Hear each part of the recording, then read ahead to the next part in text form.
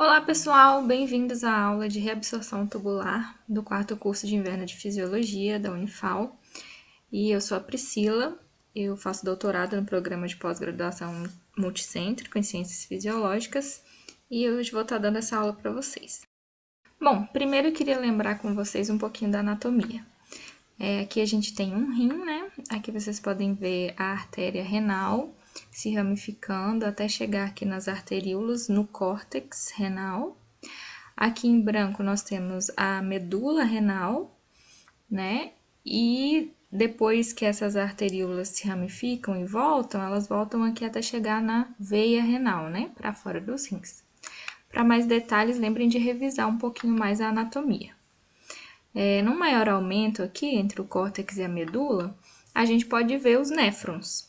E nós temos dois tipos de néfrons, néfrons justamedulares e néfrons superficiais. Os dois têm as mesmas partes. Nós temos aqui o glomérulo, que é onde chega a arteríola aferente. Temos o glomérulo, saindo aqui a arteríola eferente. Quando o sangue é filtrado aqui no glomérulo, ele vem então para o túbulo contorcido ou convoluto proximal, passa então para a alça de Henle, que aqui no néfron superficial vai só até a medula externa e volta para o córtex, no seu segmento ascendente. Temos o túbulo contorcido distal, o túbulo coletor ou ducto coletor, né? E o segmento conector aqui. O mesmo acontece com o néfron justamedular. A diferença é que o finalzinho do túbulo proximal aqui já entra na medula externa e a alça de Henle vai até a medula interna, voltando aqui também para o córtex, né, no túbulo contorcido distal. Bom, antes da gente começar a falar de cada segmento e sobre os processos de reabsorção que ocorrem em cada um, vamos rever um pouco das vias de transportes.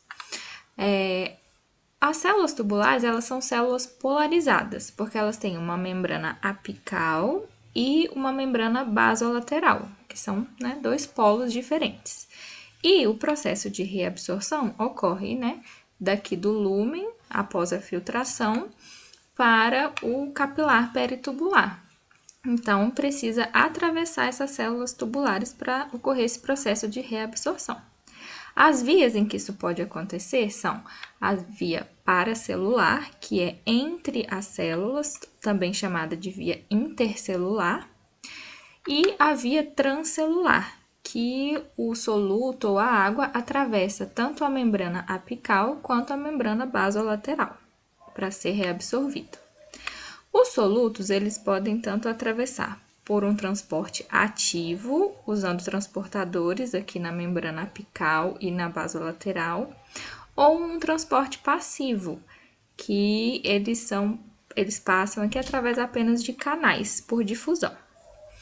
A água passa por osmose, tanto pela via transcelular, né, pelas aquaporinas nas membranas, e também pela via paracelular. Quando aqui na via paracelular existe uma baixa resistência para a passagem de solutos, nós chamamos isso de epitélio líquido, quando as junções comunicantes aqui são um pouco mais frouxas. E quando essas junções são mais tight, né, mais apertadas, mais difíceis, tem mais resistência, nós chamamos que é um epitélio tight. Então, é um epitélio mais especializado e que não vai deixar ser reabsorvido qualquer soluto. Então, vamos agora falar sobre a função reabsortiva, né, de cada segmento do néfron, começando pelo túbulo proximal. Então, depois que o plasma é filtrado aqui na cápsula de Bowman, né, vale a pena vocês darem uma revisada sobre o processo aqui de filtração. Então, 20% desse plasma é filtrado aqui para dentro do túbulo proximal. E a composição desse filtrado é muito parecido com a do plasma, com exceção apenas de que nós não vamos ter proteínas e células, mas o restante, a composição é muito parecida, inclusive a osmolaridade, que é por volta de 300 miliosmóis, assim como o plasma. E aí, o epitélio do túbulo proximal, as células possuem, né, borda em escova para aumentar essa superfície de contato para que consiga reabsorver bastante. Como tem muitos processos de reabsorção ativo, ele é muito rico em mitocôndrias e é um epitélio líquido, ou lembram de baixa resistência intercelular. Então, a via intercelular aqui, ou paracelular, reabsorve também bastante solutos. E ele reabsorve de tudo, sódio, cloreto, bicarbonato. E a gente vai ver que essa reabsorção é isosmótica. O que isso quer dizer? Que não vai alterar a osmolaridade do filtrado. Então, à mesma medida que estão sendo reabsorvidos esses solutos, também está sendo reabsorvida por osmose a água. Então, no total, a concentração ali de todos os solutos não altera, por isso não altera a osmolaridade do filtrado. Então, como que esses solutos são reabsorvidos no túbulo proximal? O sódio, ele tem uma alta concentração, né, no meio extracelular e uma menor concentração no meio intracelular. Então, ele é transportado para dentro das células do túbulo de forma passiva, né? Não precisa ser ativa, a favor do seu gradiente de concentração. E várias outras moléculas aproveitam desse gradiente favorável do sódio. Uma delas é a glicose. O sódio e a glicose eles são reabsorvidos por um transportador SGLT, tendo tipo 1 e tipo 2. E a glicose, ela então termina, né, de ser difundida até o líquido intersticial e ser reabsorvida nos capilares peritubulares pelos transportadores do tipo GLUT.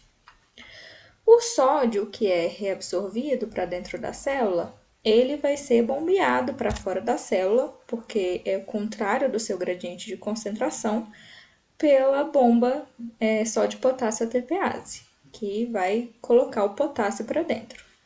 Então, pensando nisso também, como a concentração de potássio dentro da célula é maior do que fora, fica difícil a reabsorção do potássio pela via transcelular. Então, a gente vai ver depois que a reabsorção de potássio geralmente é na via paracelular. Os aminoácidos e alguns oligopeptídeos, que são pequenos, então acabam passando no filtrado, também são completamente reabsorvidos. Glicose e aminoácidos são coisas muito importantes e precisam ser reabsorvidas 100%. E isso já é feito logo no túbulo proximal. Pode ser o que acontece quando a pessoa tem hiperglicemia, né, ou diabetes, que acaba eliminando glicose na urina. Ocorre quando a concentração de glicose é tão alta que acaba saturando esses transportadores SGLT. E aí acaba, porque ele só tem aqui no túbulo proximal, então se a glicose passa para os outros segmentos do néfron, ela vai acabar sendo excretada na urina.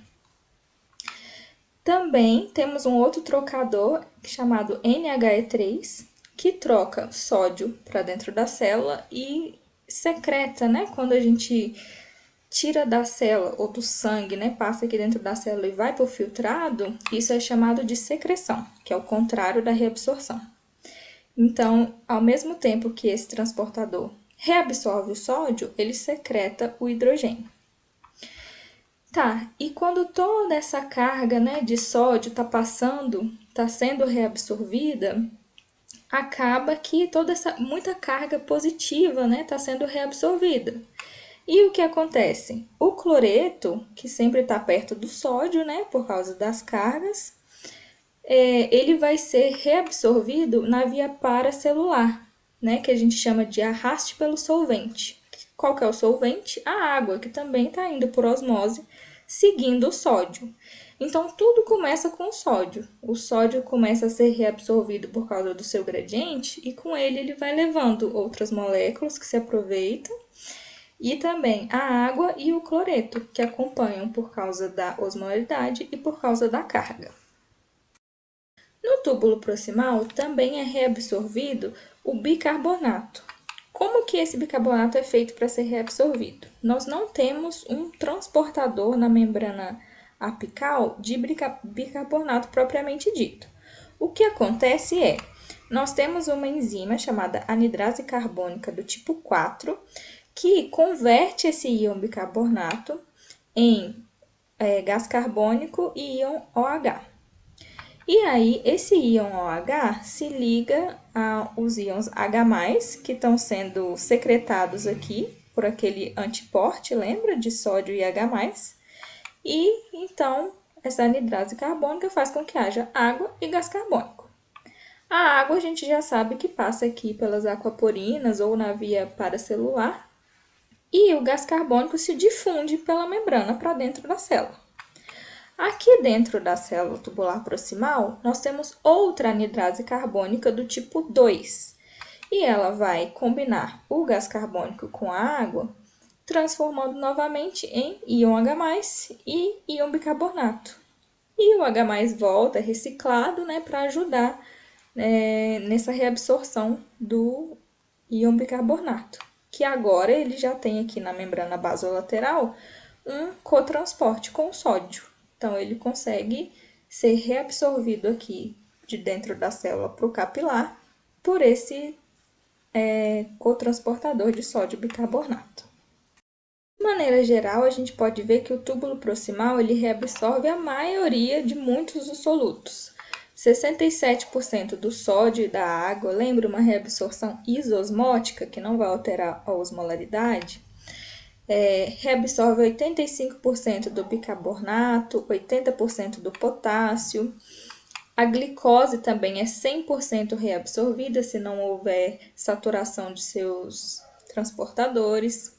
Também reabsorve ureia, apesar da gente descartar a ureia, excretar a ureia na nossa urina, a ureia é reabsorvida, na verdade, para fazer uma manutenção da medula renal. Então, ela não volta para o sangue, ela não vai para o capilar peritubular. Ela é reabsorvida para ficar ali na medula. E 80% do fosfato também é reabsorvido no túbulo proximal. Então, saindo do túbulo proximal, nós chegamos na alça de Henle.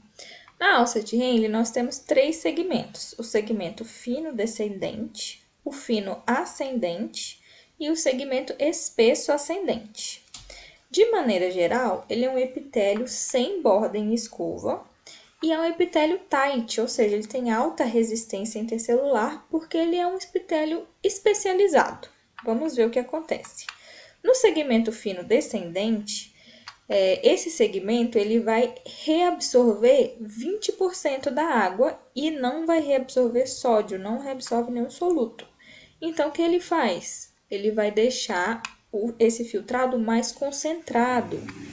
Então, segmento fino descendente reabsorve 20% de água e não reabsorve sódio.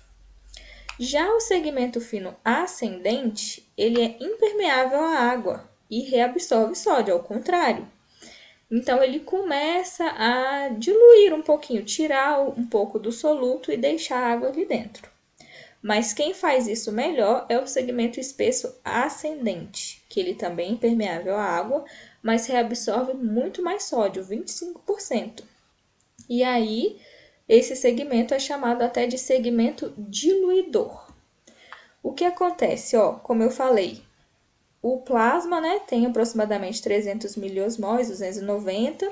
O filtrado aqui no túbulo proximal é igual, porque a reabsorção é isosmótica, o mesmo tanto de soluto e água é reabsorvido. E aqui no segmento fino descendente, sai a água, mas o soluto fica. Então, essa concentração, essa osmolaridade vai aumentando, 400, 600, 900. E quando começa no segmento ascendente, já subindo da medula, lembra? Aqui está entrando na medula e voltando para o córtex. Já aqui no segmento espesso, a saída desse sódio e a água mantida aqui dentro, faz esse filtrado ficar mais diluído. Olha, 200, 100, muito menos, do que no início. E como que ocorre, então, essa reabsorção de sódio aqui no segmento ascendente espesso. Nós temos um transportador que transporta sódio, potássio e 2-cloreto, que é chamado de NKCC2. Esse transportador, como o próprio nome diz, né, ele vai transportar um sódio, um potássio e 2 íons cloreto para dentro da célula. E aqui, como a gente já viu, né, o sódio acaba de ser reabsorvido, né, através da sódio-potássio ATPase aqui na membrana basolateral, trocando, né, colocando íons, mais íons potássio aqui dentro. Então, está entrando bastante potássio aqui na célula. Então, nós temos alguns canais de extravasamento de potássio, tanto para ser reabsorvido, quanto tanto para ser secretado também. Temos esse canal aqui, RONC, que ele secreta o potássio aqui de volta para o lúmen e acaba que ajuda a manter o funcionamento da NKCC2. Além disso, essa secreção aqui de potássio vai fazer com que o potencial do lúmen fique mais positivo.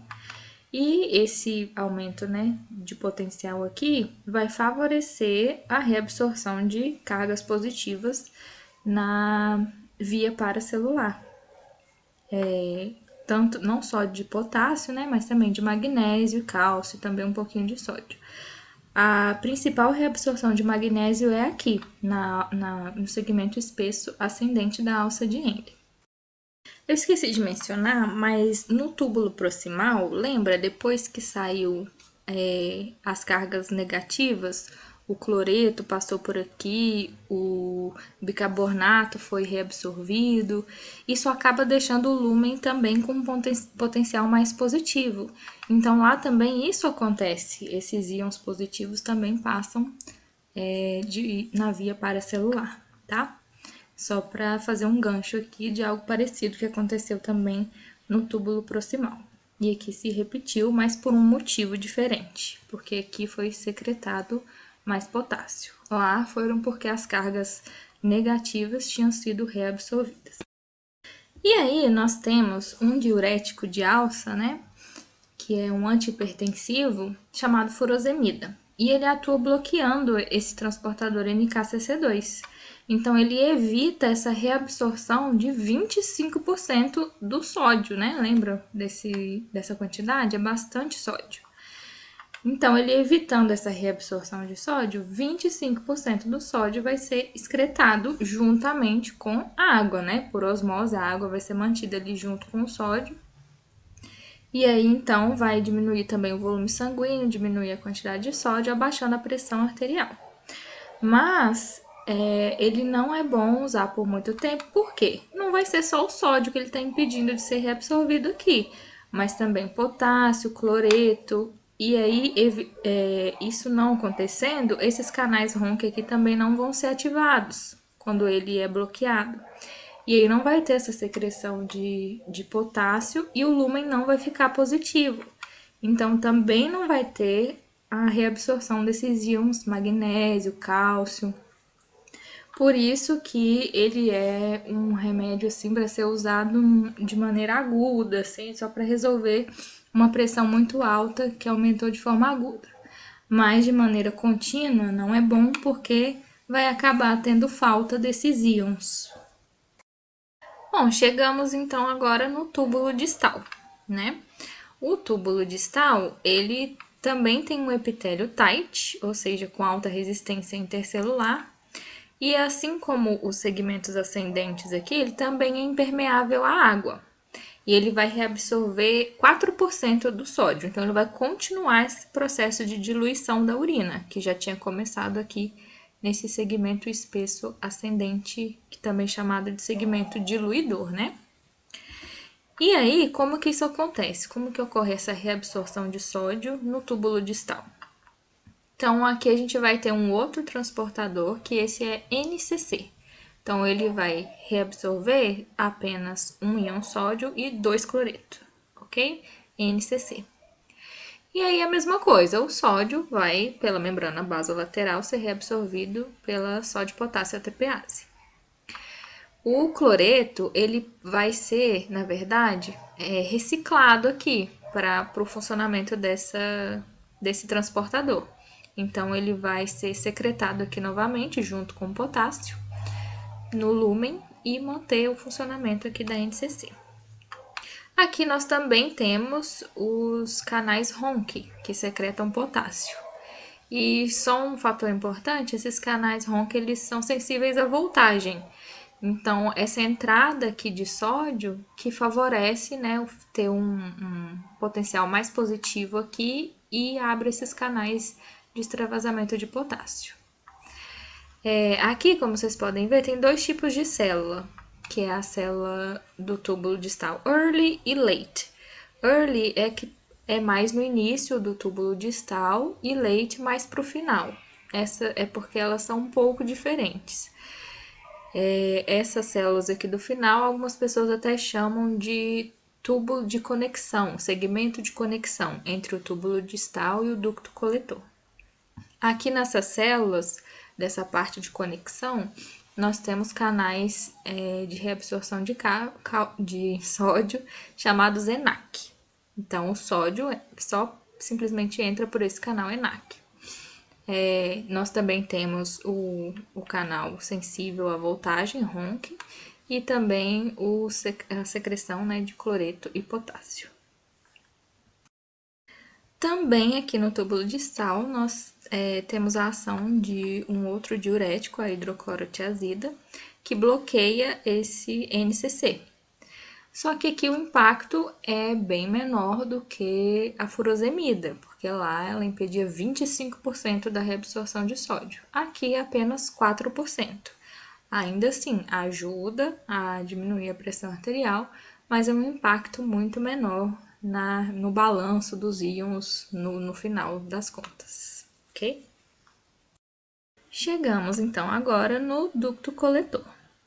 O ducto coletor ele tem um epitélio heterogêneo, ou seja, ele tem 3 tipos celulares: as células principais, células intercaladas do tipo alfa e células intercaladas do tipo beta.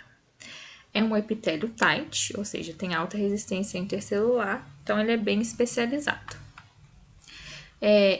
Essa parte, né, do néfron vai reabsorver de 2 a 3% do sódio, mas só vai reabsorver água na presença de ADH. Quem lembra o que é ADH? O hormônio antidiurético ou vasopressina.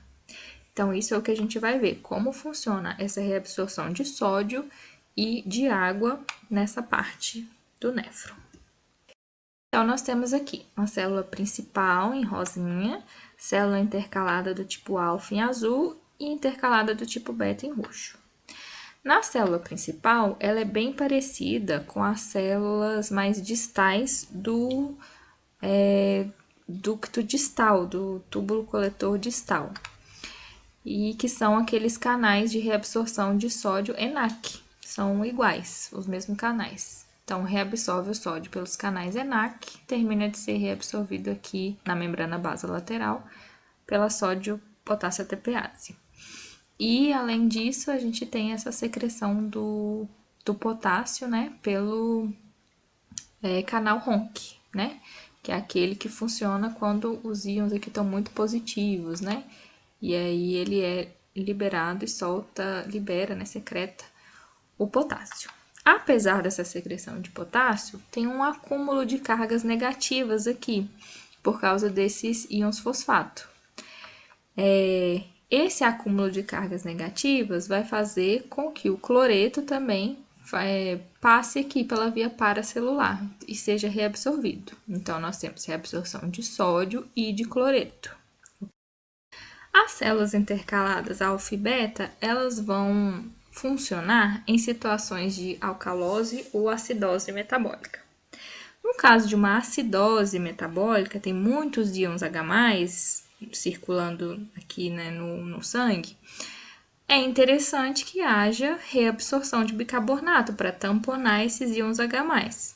Então, ocorre a reabsorção de bicarbonato da mesma forma que a gente viu no túbulo proximal, através da anidrase carbônica. Já se nós tivermos uma situação de alcalose metabólica, tem poucos íons H+, no sangue, aí seria mais interessante, então, secretar esse bicarbonato para ele parar de tamponar o H+, e reabsorver íons hidrogênio, íons H+, que é a função da célula intercalada do tipo beta. Então, essa é a diferença desses dois tipos celulares e cada uma delas só vai atuar nessas situações específicas, ok? Bom, então agora vamos falar de dois hormônios, da aldosterona e do ADH, que vão agir também no ducto coletor. De onde que essa aldosterona vem? Se vocês não se lembram, tentem dar uma revisada no sistema renina-angiotensina-aldosterona, ok? E a aldosterona, ela vai servir para estimular a reabsorção de sódio. Quando que é interessante a gente reabsorver sódio? Mais do que a gente já reabsorve. Quando a gente está com a pressão mais baixa. Lembra o aumento do consumo, né, de sódio não aumenta a pressão arterial? Então, é interessante reabsorver mais sódio quando nós temos uma pressão arterial baixa. E como que isso acontece? A aldosterona, ela vai se ligar ao seu receptor citoplasmático dentro da célula principal, lá no ducto coletor, nesse tipo celular, célula principal. Ao se ligar, ela vai estimular um processo de transcrição que vai iniciar, né, a tradução e a síntese proteica de quê? De novos canais, tanto canais ENaC, ó, aqui embaixo, ENaC, que são os que reabsorvem o sódio, e os canais do tipo RONC, que secretam o potássio. E também vai fazer a tradução e síntese, né, de mais sódio, potássio e ATPase, que são as bombas que fazem a reabsorção efetiva aqui na membrana basolateral do sódio para o líquido intersticial e para o sangue. Além disso, como esse processo de tradução e síntese proteica é um pouco demorado, isso também a aldosterona, né, vai modular também alguns canais e bombas já existentes. Então, vai fazer com que esses canais e essas bombas fiquem por mais tempo abertos.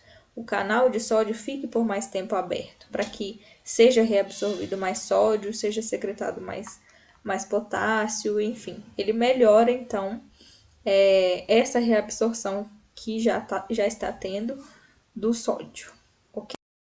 Então, o aumento, né, da concentração de sódio aqui no sangue vai acabar aumentando a osmolaridade plasmática. E, como eu falei para vocês, o plasma tem uma osmolaridade normal de 290 a 300 miliosmols. Aqui nessa situação está 700 miliosmols, muito alta.